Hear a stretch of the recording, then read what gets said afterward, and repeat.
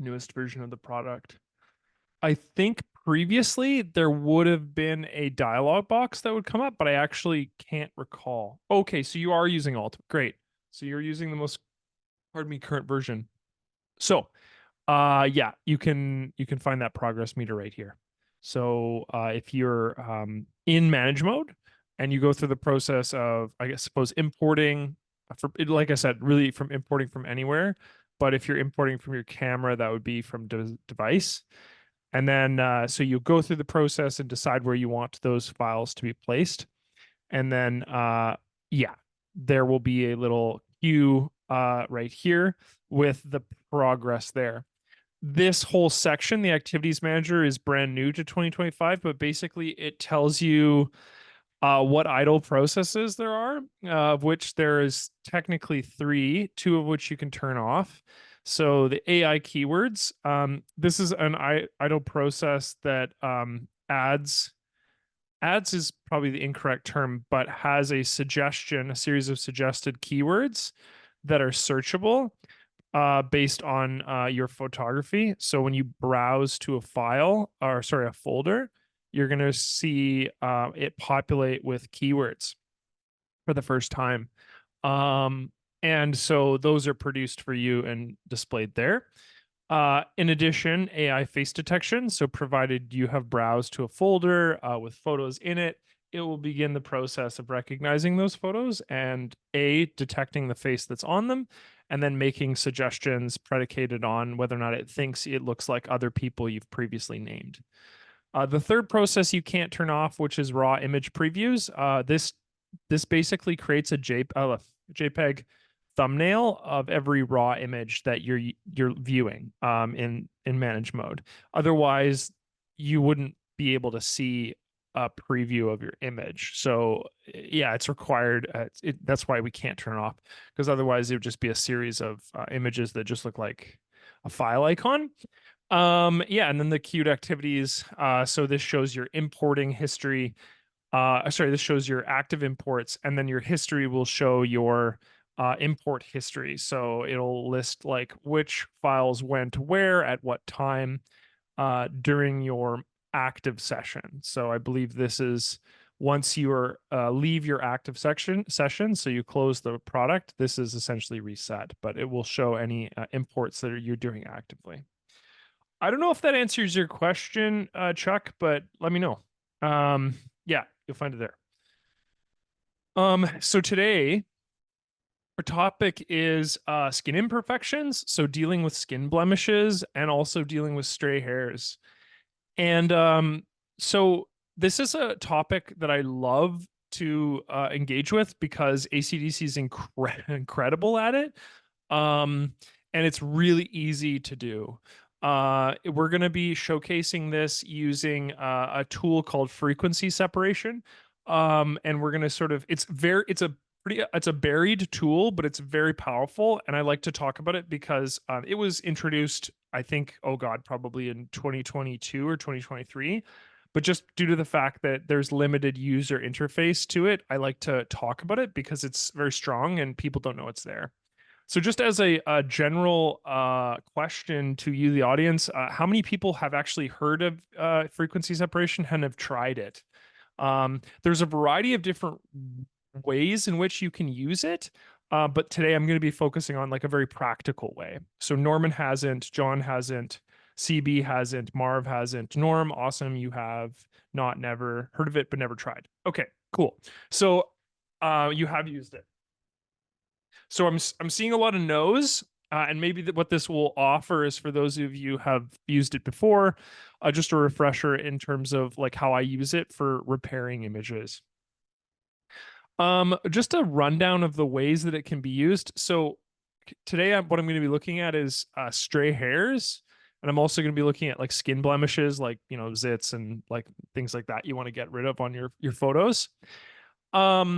Quick caveat, I guess, up at the top, you know, and just all of these images that we're going to working with in regards to skin blemishes and such. Um, there's nothing wrong with these people. There's nothing wrong with these photos. It's really just showcasing the tool and like how it can be used. A lot of like professional portrait photographers, they will go in and touch up, provided that that client wants that. So that's something that does exist, and this just showcases ways to do that. As for stray hairs, Alec Watson had described this to me ages ago that when I was working with him directly, he mentioned that like in many portrait photographies, especially when you're dealing with modeling photography, oftentimes these models will look really good and their hair will be done prior to the photography event. But there will be some instances where you'll get these like really thin strands of stray hairs that will cover in some areas the face, or otherwise will be flowing out in the image in a way that you don't want. And a really effective way to deal with that and to address that is actually to use frequency separation in the same way that we would use it to address skin blemishes. The process is slightly different. Yeah, this will work for wrinkles as well, Mike. The process to deal with stray hairs is a little bit different in that here I'll just give you an example of what I'm talking about here while we're so this is if I zoom in on our subject here. Oops, I guess I can't zoom in this mode, but you can see that stray hair in this area right there. And so if I look at our photography here, there's these aren't really that problematic, but we'll talk about addressing something like this. This is sort of what I'm talking about, a hair that interacts with a face or something that you don't want compositionally. So when it's over top of the face, it's not that hard to deal with. It's quite easy. When it's over top of hair, it becomes a lot harder to deal with. And the reason why is because there's actually an ingrained pattern that is occurring here.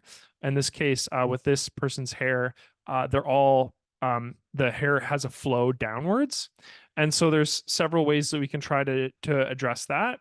Curlier hair is less problematic because it's even if there is a stray hair, there's less of a pattern presented, in which case it'll blend in quite nicely. Um, okay. Let's get started. We'll begin with the easier of the two, which is to address things like blemishes and like zits and other moles and stuff like that you don't want in your subject. Mike mentioned wrinkles. This process works the exact same way for wrinkles, and we'll show why that's the case. So I'm just going to take an image here that I have with a subject that has some skin imperfections that we want to address. And I'm going to bring it into edit mode. So in edit mode, we're going to be using the layer panel because what we're going to try to do with our image here is we're going to separate it into what we like to call a high pass layer and a low pass layer.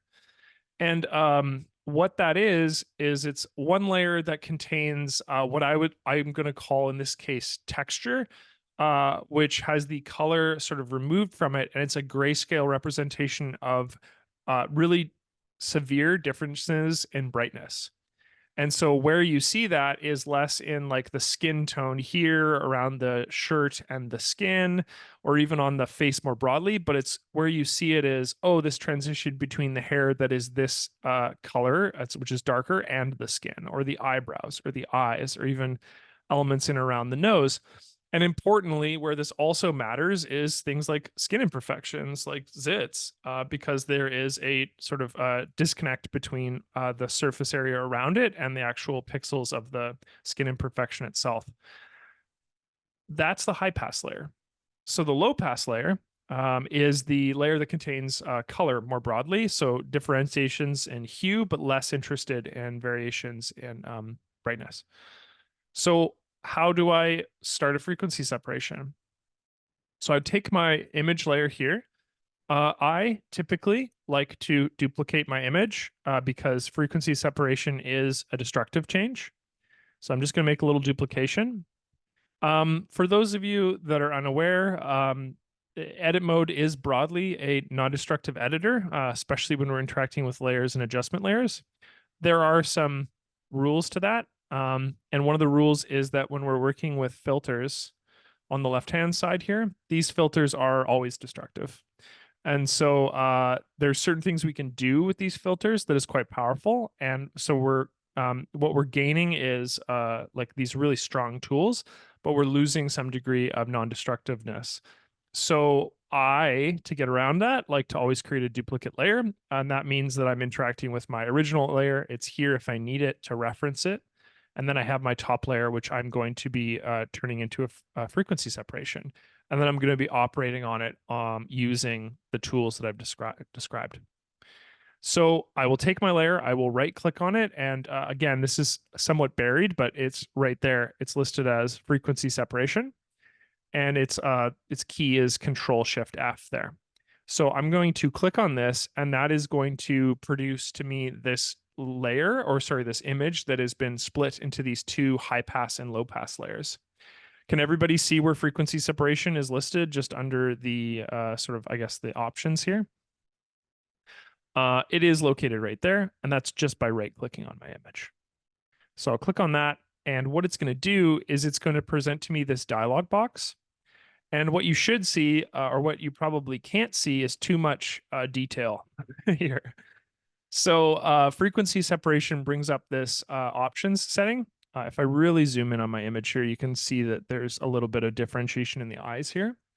But what I want to do is I want to take this slider where it says blur radius, and I kind of want to increase that until I start to see detail emerge in my image, but not so much that I start to see color emerge in my image.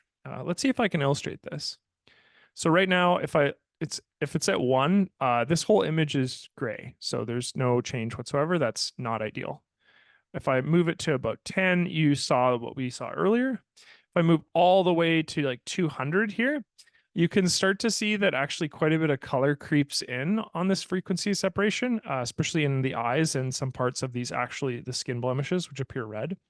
So what this would be is too far. This is too much of a blur radius. So we want to find something in the middle, and I'm going to keep reducing this until I can see the detail clearly, but there no color emerges. And I'm settling here around 42, and you can see what I'm seeing here. The only color that's coming through actually is a little bit on the lips, and actually in the pupil itself, there's a bit of green there. So this is an acceptable blur radius here, and I'm going to work with this. Inversely, if I look at the low frequency layer, what I should be seeing is an image that is slightly blurred. So can everyone see the differences between those two? On this low frequency layer, there's not a lot of control for it looks like it's slightly blurred in this case, versus the high frequency layer is the layer, like I said, that barely contains any color but has more variations in brightness. So that's our layer, or that's what we're going to be producing, and essentially splitting our image into those two layers. So that's ideal. That's the kind of distinction we want. We want enough of a distinction that we can see the detail in one, and then the sort of the blur and the color in the other.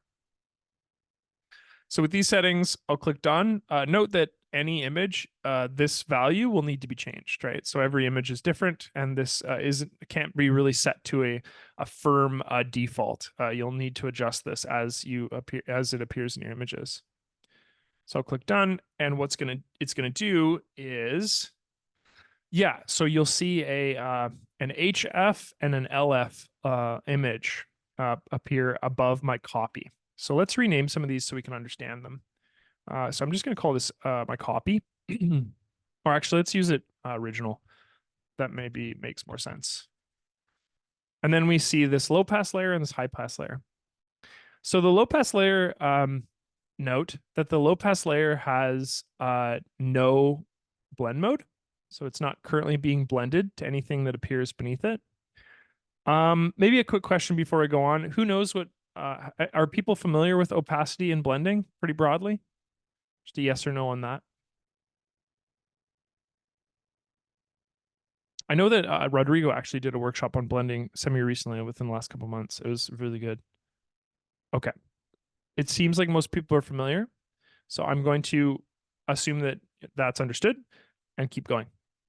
Thanks for your answers. So the layer that appears above it rather has a linear light blend. The reason why when we're looking at our image, we see an image that looks exactly like our original image. If I zoom out, you'll see what I mean.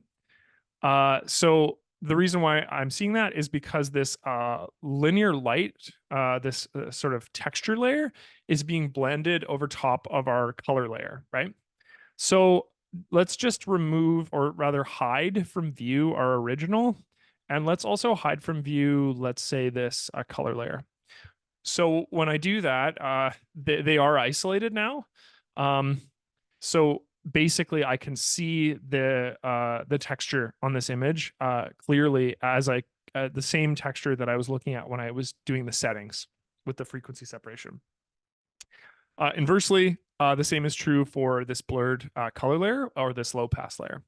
So I have this combination basically of my original layer and then the two layers that appear directly above it, the high pass layer and the low pass layer. And together, those equal my original. For example, so this image that I'm seeing right now of both the high pass layer and the low pass layer is equivalent to my original image. They're the same thing. It's just splitting them into two different qualities that, when working together, make my image. So, pause. Lots of people ask me, like, "Hey, Adam, if I want to remove blemishes on my subject, I can just use something like the repair tool." You know, which is true. You can. And we are going to actually be using the repair tool when we talk about these changes. But one of the things that the frequency separation process accounts for and sort of accommodates for is it does a really good job of allowing us to individually address sort of problems in such a way that if I was to make a repair change to my image, there might be repair artifacts. If I was to do like a blended clone or maybe even using smart erase, that won't appear as severe when I use the frequency separation tool. And obviously that might not matter in 80% of the cases, but the 20% of cases where I'm like, man, I really can't address this issue because I keep on getting these artifacts or that occur, or that the space that I'm working with is such that that there's too much variation around the target that I'm trying to account for, that using something like frequency separation just absolutely incrementalizes what I'm about to do and makes it so much easier to control for loss in our image.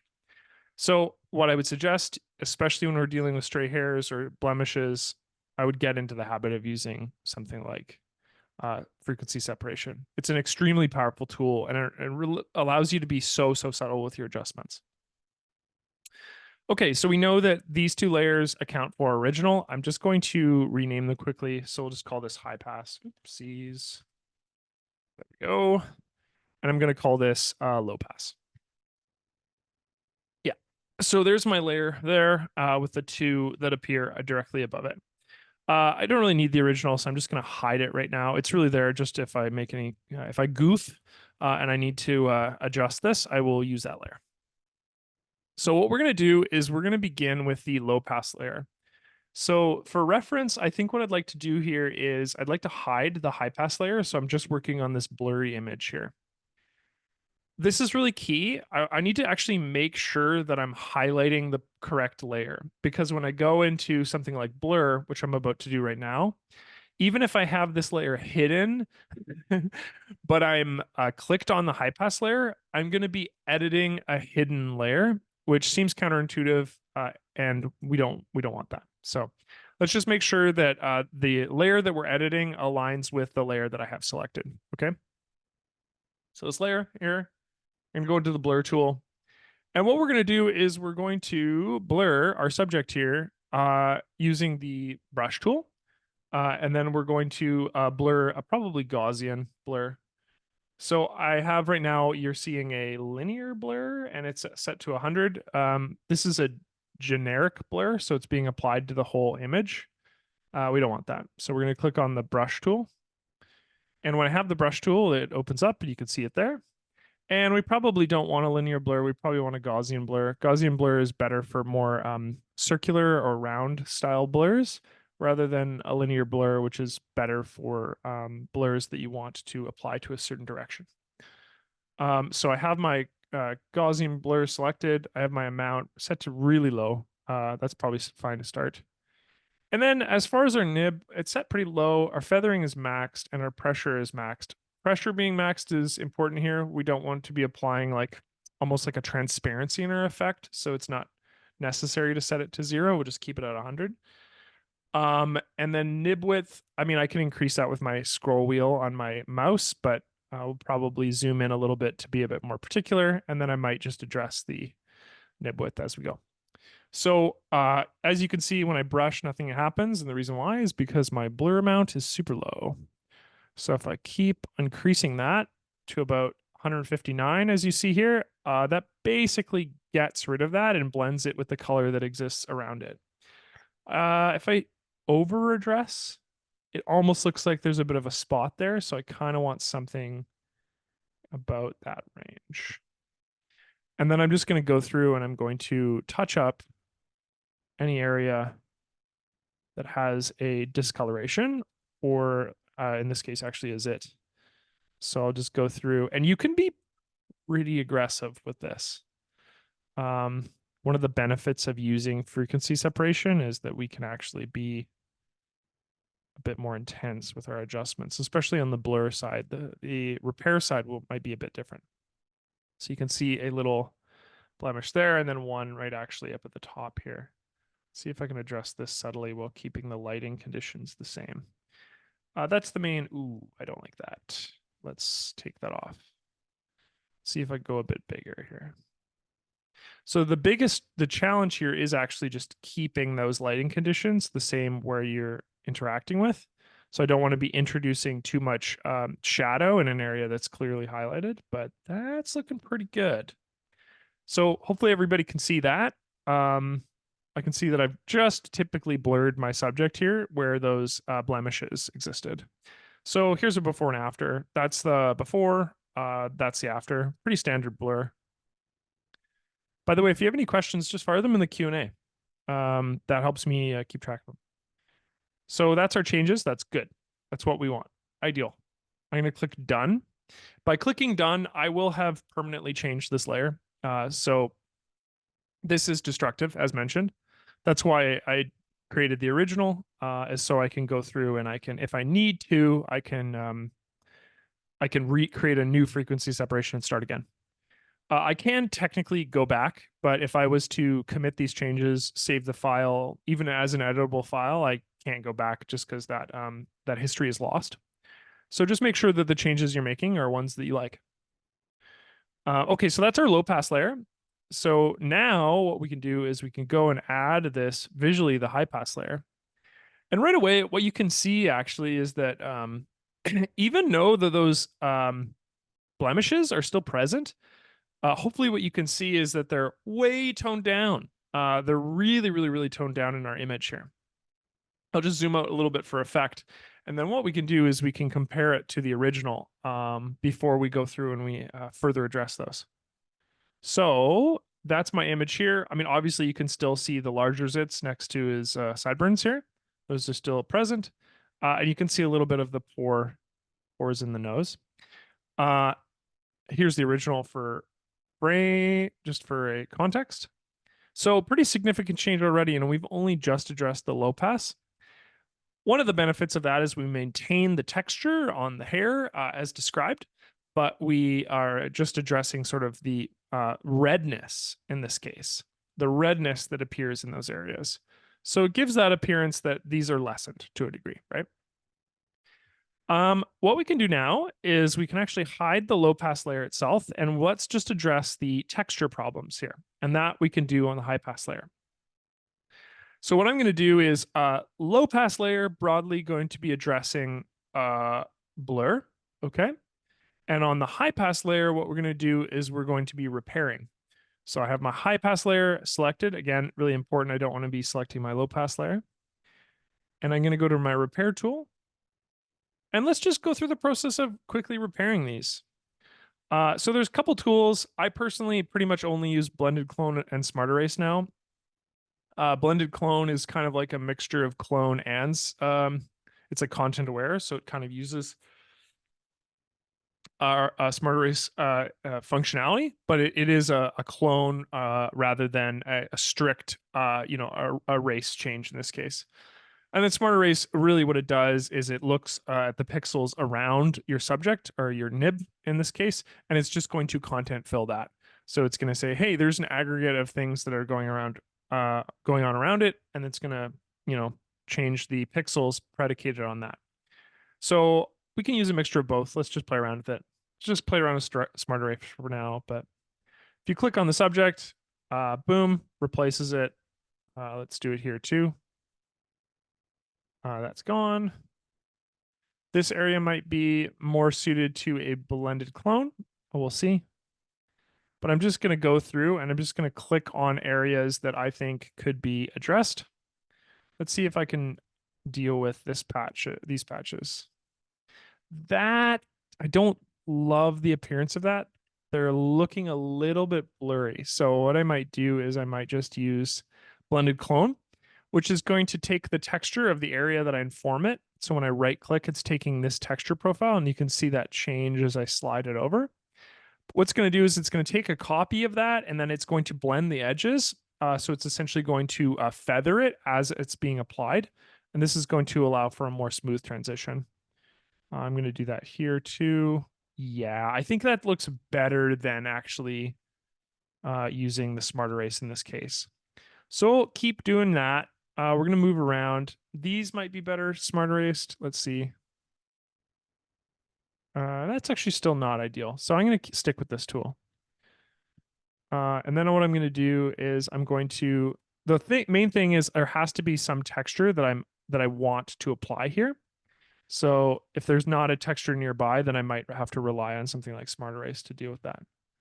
So that's looking pretty good. There's a couple of blemishes here. I'm just going to keep using the blended clone tool to apply.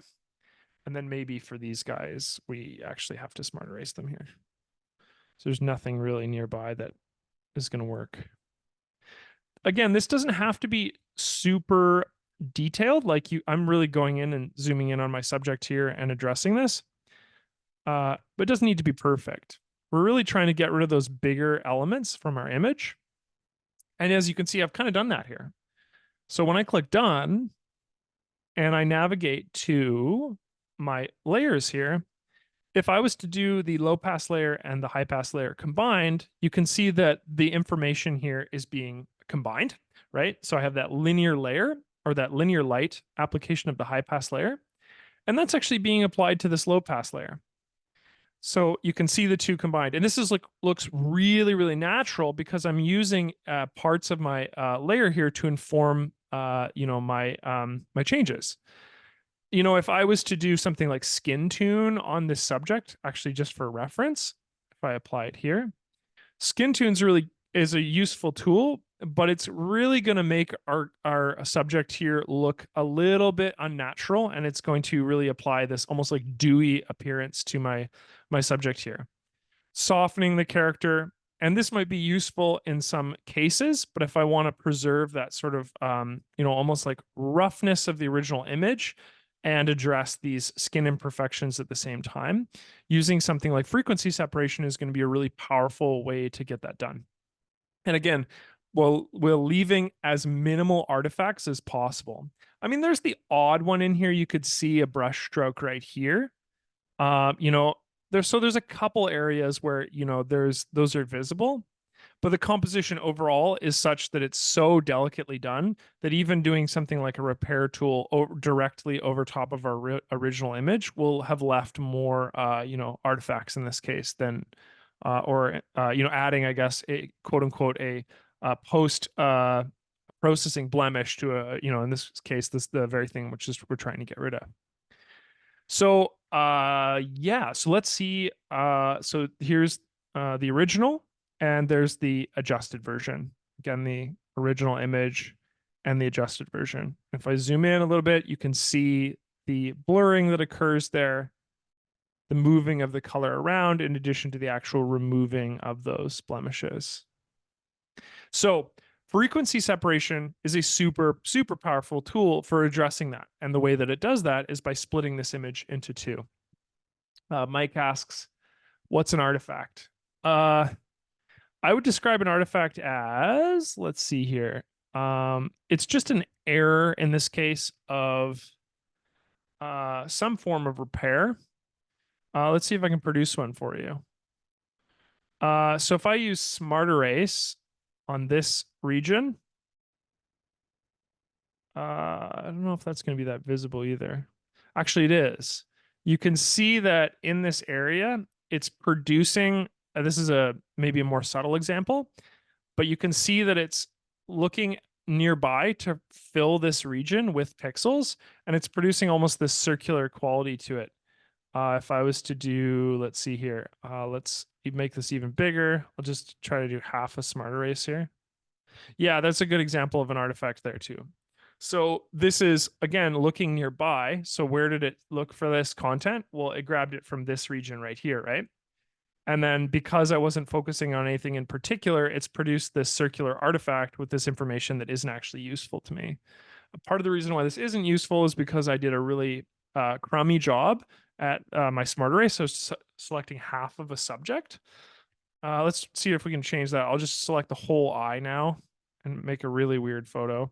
You can see that it's filling that content with things nearby, you know? And again, it's leaving this. Yeah, you get it. So artifacts is just a, in this case, what it's trying to do is there's an algorithm that it's looking for information nearby and predicated on a combination of user error on my case and also a combination of the algorithm not working ideally. It's produced a visual that appears on my image. And when you're working with something like repair tools, you're going to find that this happens quite often. And so it's about finding the correct tool and about also trying to avoid that. So the whole process of what I've described here, Mike, and using frequency separation is about trying to minimize those artifacts as much as possible, right? So it's trying to get around that. Okay, let's look at the exact same tools, just using them from a different reason. So what we're going to do is we're going to just look at a stray hair, and we're going to see if we can address the stray hair issue on a couple different images. I'm going to navigate away. FYI, it's kind of hard to find stock images of stray hairs, so we'll have to get a bit creative with it. But as you can see here, I have this like quite bright, a white hair that appears here. And then maybe we can look at addressing like a hair like this. Typically, stray hairs will be a hair that extends outwards in your photo in a way that you don't like, or it'll extend into a face area that you're trying to avoid as well. So that's sort of the range here that we're looking at. But what we can do is we can use frequency separation to address a very similar issue. And so we'll give it a try and see if we can get some nice outcomes here. So that's sort of the idea. Now, provided that the stray hair is actually interacting with the face, there's reason for that to be actually quite easy to address. And the reason why that's easy to address is because there's sort of this, unless it's covering the eyes or something like that, there's a smoothness to the cheek skin or the forehead skin that allows that to be quite easy to remove. The complication occurs when you have a stray hair that you want to erase or remove, but it's interacting with a directional flow on the hair overall. So maybe this actually represents a pretty good subject, and we'll see how well of a job we can do to remove this. And one of the things you'll notice, Mike, is that yeah, this might introduce like we'll have to work with some artifacts and try to remove them as best as we can. So if we just take our image here and we go to our repair tool prior to frequency separation, and we just try to do something like smart erase right over top of the hair here. Let's see. So that would be, I would consider this an artifact. It's a misrepresentation of the space, and it's presenting a smart erase here that is disruptive to the visual appearance of my image here. Versus if I take blended clone and I set my starting point and I just kind of work my way down, it does a pretty good job, but you can still see the extent of where the brushstroke is. There's also some continuity issues here. We'll see if we can address that. But that would be the process of removing just blankly with without using frequency separation. Let's have another look at it, see if we can do a better job. So I'll label this, rename it original. Just checking in. Marv says I'm frozen. Am I frozen, guys?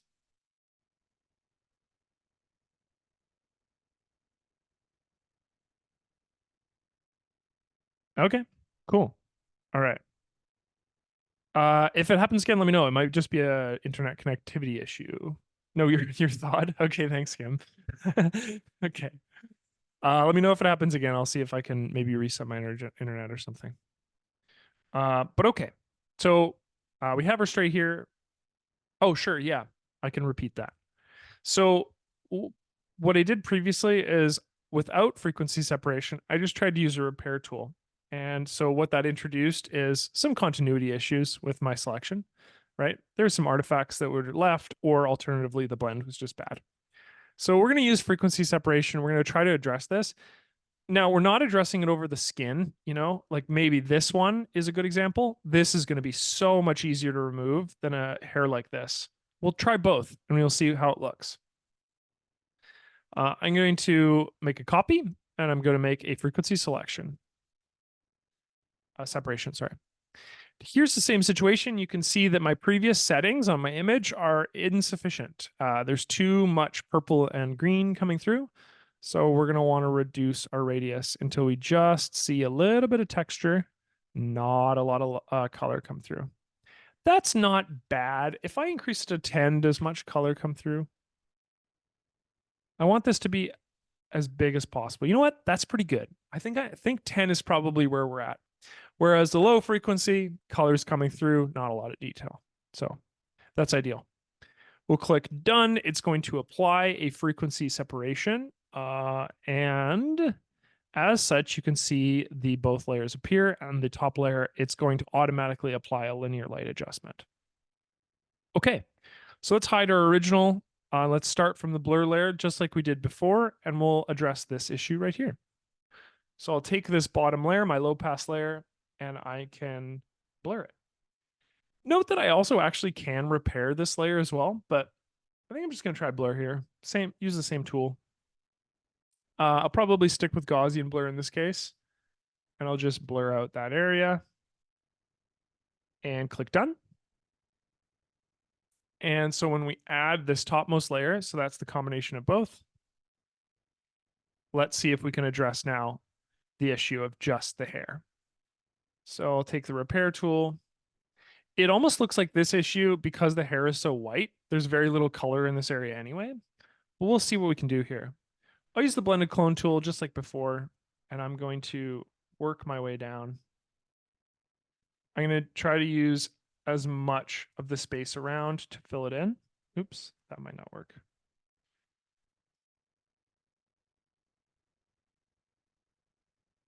That's pretty good. Let's click done and see what happens. So this is just a quick removal of that space. Yeah, so that hair that we saw there is definitely removed. And because of the smoothness of the skin, I think this represents a really good example. So if we show before and after, you could see that it does its best to blend in the space and keep the continuity while removing the hair. So that would be a good way to address that issue over a hair over the face. Let's see if we can do a much harder straight hair removal, and that's going to be in this area where there's already a pre-existing motion or flow to the image. So we'll play around with a couple different methods, but we're going to try the same thing. So here's my image here. I think blurring this is going to cause some issues. So let's see if we can take this layer and just go straight into the repair tool itself. If we smart erase, what happens? Yeah, not going to work. Okay, so I have to stick with the blended clone tool.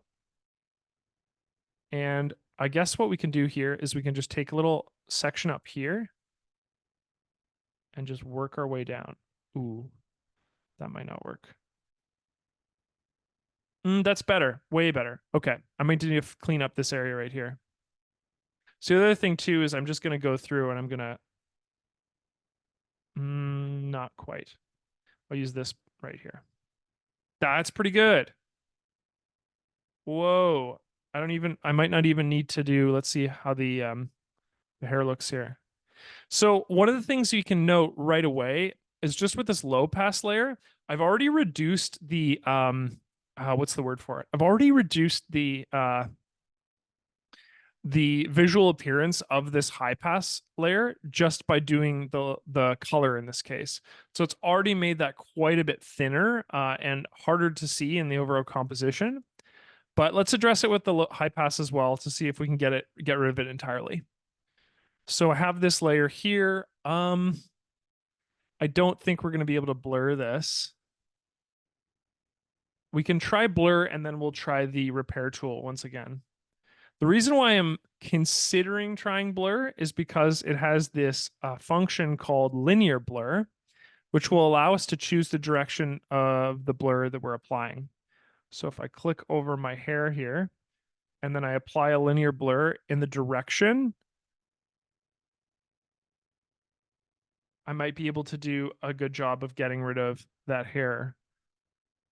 But finding the same texture is going to be a challenge. Oh, so close. Maybe about there. And you can see that by moving this arrow around, I'm changing where the hair or where the blur effect is going to be applied. So that's on the right-hand side here and on the left-hand side here. Part of me wants to say the left-hand side is less disruptive than... Ooh, tough call. Anyway, let's try this application and then let's see if it's better to just do something as simple as a smart erase. So this is using linear blur instead of Gaussian blur here. And it does an okay job. It's a bit smooth in that area. That wouldn't be ideal. It's like leaving a little bit of a pattern. So let's try the same effect again. We still have this low pass, a change, but let's just try to do something like a repair change. Yes, you agreed. Okay. The left was the better of the two. So we're going to do the same thing. I'm going to use blended clone here. I think this is going to be the best way to address this. I'm just going to very slowly make my way down. That's not bad. There's some continuity issues here, which we'll have to work through.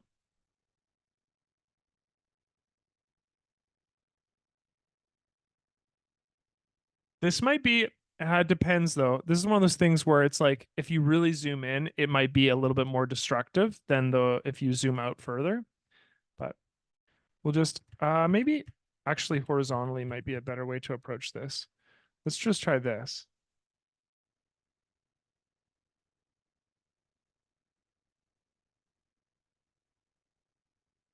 So all I'm doing here is I'm taking the blending clone tool and then I'm just like applying right next door.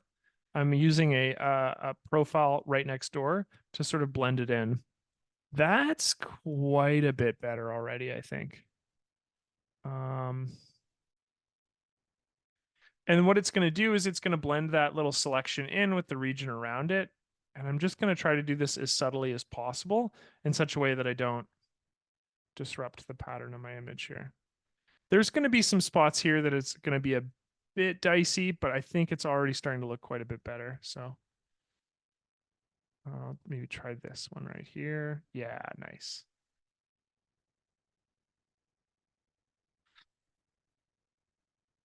Okay, let's have a look at that and see if it's better than the previous. Yeah, way better. Wow. Very little artifacts. There's a little bit in there. If I really slowed down and did a better job, but that's pretty darn good. Here's a comparison of a before and after. So if I zoom out on my image, you could see that there's clearly a little mark there, but to an untrained eye and someone who wasn't looking at it, it wouldn't even appear whatsoever. So if I really slow down and I work on the repair job on that space, it's done a pretty darn good job of replacing that. On top of that, too, the use of slowing down and actually splitting this layer in half is going to change dramatically the outcome. We saw that, right? We saw that from the original change of just doing a blended clone in that area to splitting it in two. And this is a really challenging space to work with because, again, there's just so much repeated motion in that area that is kind of informing. It's not like a smooth application over top of a face or even in the background here, right? Where there's just a clean, there's too much to make a pattern of. But in this case, it's done a really, really good job and applied that effect pretty smoothly. So, the takeaway here is that frequency separation allows you to slow this process down and address it from two different levels. So on one hand we saw that the emphasis of the color in a specific area, being able to blend in that color in an area and then also addressing the sort of textural element that appears over top of that, allows you to sort of take those elements into consideration and address them, one by one. And so the blemishes on the skin, we can blend in those blemishes, and then we can actually address the little textural problems by just using something like the Smart Eraser blend tool. And then on this image here, we tried a couple different methods. Again, we tried the linear a change over top of this high pass layer to just sort of address the shape and the flow of the hair. And that did a pretty good job, but I think in this case, just with the sheer density of hairs that are being moved in this direction here, just even using something like the repair tool and then the blended clone to sort of move our way through this image here. So again, there's sort of your before and after on that image there. Is there any questions in regards to the frequency separation tool? Anything that anyone doesn't understand? The main process with frequency separation, right, is you just want to make sure that the frequency separation that you're applying is really isolating, like I described earlier, almost this really, really aggressive change in brightness. We want to make sure that our frequency separation on the high pass, really no color is coming through whatsoever. There's some areas where you can start to see a little bit of implied color, but it's nowhere like this where there is a strong green and pink that's present in this image. So by separating those properly, that's going to give us the best result. Additionally, when we actually go through the process of separating it, just make sure to, apply a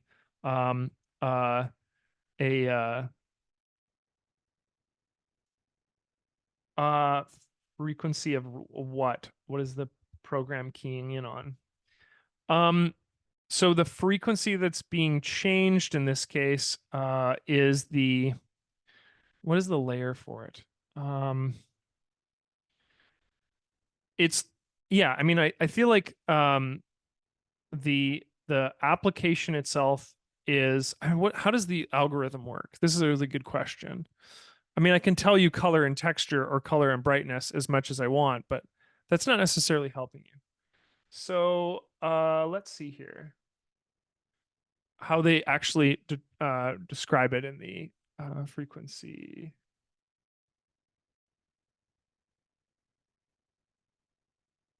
There it is. Let's see what the help menu says about the actual application. Get Imperfections.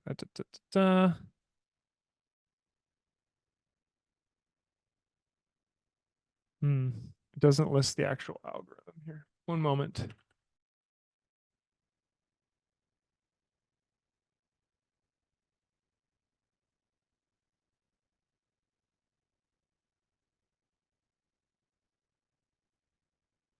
That is actually pretty consistent with what it says online, though.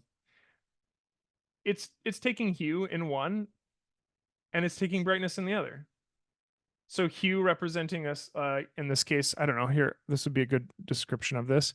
Hue representing the actual slider itself, complete with full saturation, right? And then brightness representing sort of this slider here from like light to dark. And so what it's trying to do here is separate these two factors. So on one hand, you have the hue with some degree of saturation that's being isolated, right? And then the other hand, you have the like degree of lightness to darkness.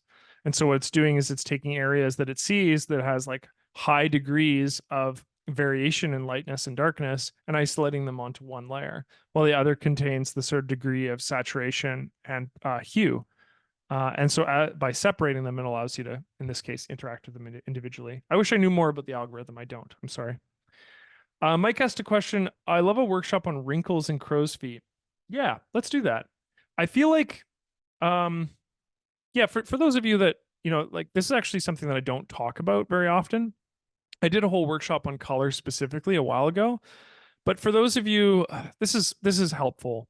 Um, when we're working with RGB, so screen light, we have these three things. So there's obviously a red value, a green value, and a blue value. And those values together, there's, I think the maximum in this case is what, 255 for any degree? Yeah.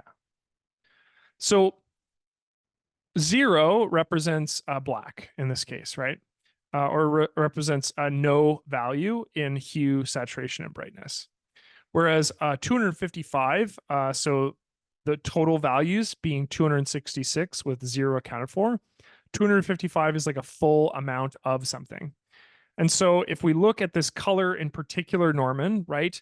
255, 255, 255, we're getting some information. So first and foremost, the color code here, the hue color code is red. Red is 255. If I wanted to look at blue, blue's color code is different. It's 169 versus yellow, which is 44, etc. The other values that matter here are saturation. So in this window, Norman, saturation is the horizontal movement between a color that's, in this case, fully saturated and a color that has no saturation. Okay.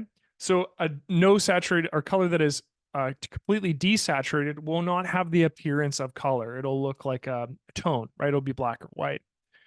And then you have the vertical slider, which in this case is to the degree that something is white, okay, which brightness of 255 is white. And then a brightness of 2 or 0 is black. So in this case, I have positioned myself in the hue of yellow, which is roughly the code of 44, a saturation of 0. So in this case, it's completely desaturated. And on top of that, its brightness is 0, which means that it is a black. If I position this right here, this is going to tell us a lot about what this color we're seeing right here. So again, the hue is the same. I haven't actually changed the hue. This is a hue of approximately yellow with a saturation, a middling saturation. So if 0 is here, Norman, right? 0 is here. Well, if this is 255, right? So that's going to be about 250, right? Or sorry, 200 range. This is going to be like the 150 range. This is going to be like the 100 range, and this is going to be approximately the 40 range, right? So we start to see that that value increase, and as it increases, the color becomes more true, more saturated. And then on top of that too, we have a middling value of 143. So if 255 is the maximum, right? If we're to remove about 150 of that, 150 is about here, 145 is about here, and then 50 is here. So it moves it in relation to it. So what you're seeing when you're looking at color in general is that combination of those three values. It is hue, its saturation, and its brightness. And then so what we do, and when we move something like this around, right? These values, this HSB value is also interpreted as a red, green, and blue code. So this completely yellow value lacks any blue whatsoever. It's just a combination of red and green. Versus if we were to move this to blue, you can see that this value itself, because it's almost a true blue, has a full value. So in this case, 255 of blue, where a very low green and 0 red in this case. One more thing to consider in this combination is that it produces, depending on the HSB and the red, RGB values. So all of these things are the same. If you were to punch in a red of 0, a green of 19, and a blue of 255, the HSB values would be exactly the same as you see here. And you're produced a hex code. This is a color code. This color code contains information of what I'm seeing here. It's also, this particular code is always going to produce these values in this case, right? So these three things are interchangeable in a way. They inform each other. The HSB code can produce the hex code can produce an HSB values that represent these. RGB values represent these. Whereas if I was to enter these particular RGB values, it would produce a hex code or HSB values that are equivalent. So these are just three different ways to interpret RGB color values and yeah, produce a color. So Mike asked for a workshop on wrinkles and crow's feet. That's a great topic. I can cover that. In fact, I will schedule that for next month. How's that sound, Mike? It's a great subject. In fact, actually, we can even use, not that I necessarily have time to cover it today, but we'll talk about some ways to address that. And honestly, frequency separation is going to be a really good way to address those issues as well. So we'll probably look at that using frequency separation in that workshop, but we'll also cover it using a couple different other tools. Yeah. So Mike, your question on color is really good. Or sorry, Norman, your question on color is good. One thing to keep in mind when you're interacting with the foreground color picker, if I was to select a color, so I use this color picker itself, and I'm going to select the cyan, right? What it's going to do is it's going to produce these values for me. So in this case, the cyan color has a hue of 125. It's actually perfectly in the center there. And then it has a middling saturation, and we can see that that is actually pretty representable in this little thumbnail as well, right? It doesn't have a very high saturation. And then on top of that, you see a brightness level that's a little bit brighter than dark, right? So this is a good way of thinking about color in these three metrics. If I was to move this and take a pick of this little pink here, same thing, right? It moves our hue slider up. It looks like it moves our brightness down in this case, and it was approximately the same saturation. Versus, let's select a really dark portion of my image down here. If I select this, you can see that the brightness value is almost 0. So that's indicating that there's a very, very low light in this. Looks like this particular color is highly saturated, and then the color code, the hue itself, is around 216. So note that our RGB values are also closer to 0, which indicates the brightness of this particular pixel. Kim said, I benefited greatly from your colorizing of a black and white, especially the skin tones. Oh, which workshop was that, Kim? Was that helpful to you? Yeah, we talked about that, I think, extensively in that workshop. I think the one that, yeah, I think the one that Kim is referring to is a workshop that I did probably 4 months ago. I want to say it was before the release for sure. The 2025 release. Yeah, so we talked about colorizing an image, and I think one of the components of that was just like understanding what's happening with color in general. Yeah, no problem, Freddie. That's actually it anyway. That's the workshop for today. It's been an hour. I'm probably going to upload this to YouTube right now and then schedule our next workshop, which Norman has helped me come up with, which is crow feet and wrinkles. So we'll do a workshop on that. Why not? If anyone has any workshop suggestions, like Freddie's or Mike's suggestion, yeah, Mike's suggestion, just shoot me a message over Connect. Yeah, you can. My name should pop up right on whenever you look at any workshop. So if you click on me, it'll give you an opportunity to message me. And if you have a suggestion of something you want covered, I'm more than happy to cover it. So, I love taking on your challenges and doing those workshops. It means to me that these are engaging and like working for people. I can come up with my own workshops till the end of time, but it's better for me to do something that appeals to you. Even if it's something like, hey, one person's like, hey, I want to have this covered. A lot of times, like, this is the classic classroom thing, but thank you, Hartmut.